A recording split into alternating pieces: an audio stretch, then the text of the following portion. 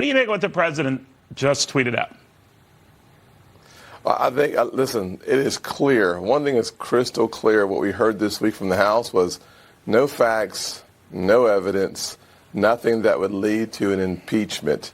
This is a place where I think all Americans wanted to know where is the fact pattern that leads to a conclusion of impeachment. And what we heard was instead contradictory conclusions from Vindman and Williams. We heard inconsistency from Sondland. He says there was a quid pro quo, but when he talks about the president's own words to him, he said the president said no quid pro quo. So I'm not confused. I'm actually more clear that there is no way in the world that the Senate can act and convict the president of impeachment because he seems to be innocent of an impeachable offense. Obviously the president was on Fox and Friends yesterday. He said he would welcome a trial in the Senate. Obviously that would mean the House would have to vote to impeach. Do you think it's going to get to that? Do you think it's going to get to you guys in the Senate and you're going to be weighing his future?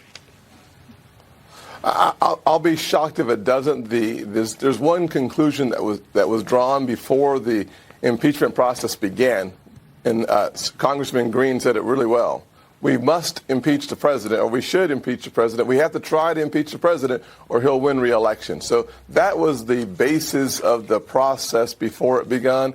It is still the same way today. There's no way the Senate takes up this impeachment trial and comes to a verdict that convicts the president of impeachment based on the testimonies that we've paid attention to over the last several days. You know, a lot of this can be mind-numbingly, whoa, you know, when you step back from it, Senator. One of the things that's just come to light, and of course they're investigating, is this former FBI lawyer who might have, you know, compromised a document, at least one document, and others that could have been involved here. That's a huge no-no, to put it mildly. But I'm wondering about the quick read we're getting from many that even if that were the case, it did not undermine the premise of the investigation.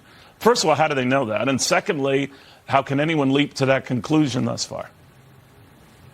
Well, listen, people are leaping all over the place, but they're not leaping to a place where solid ground is beneath their feet. That's part of the challenge. Unfortunately, they have not established a fact pattern that leads to a conclusion. What they have done is taken second-hand, third-hand information and tried to undermine the presidency. Not just President Trump, but they have called into question a lot of our normal practices, having conversations with foreign leaders. That is going to be a question that is a question mark behind the next president and every succeeding president, because we have brought all of that to the surface. So we're going to have more information as I think through U.S. Attorney General Barr's actions and the direction he's taking some of the investigations. There is more to come. The bombshells that I've read about have not been bombshells, but the bombshells that we will read about, I think, will be tectonic shifts in the political landscape for the future of this country. I am looking forward to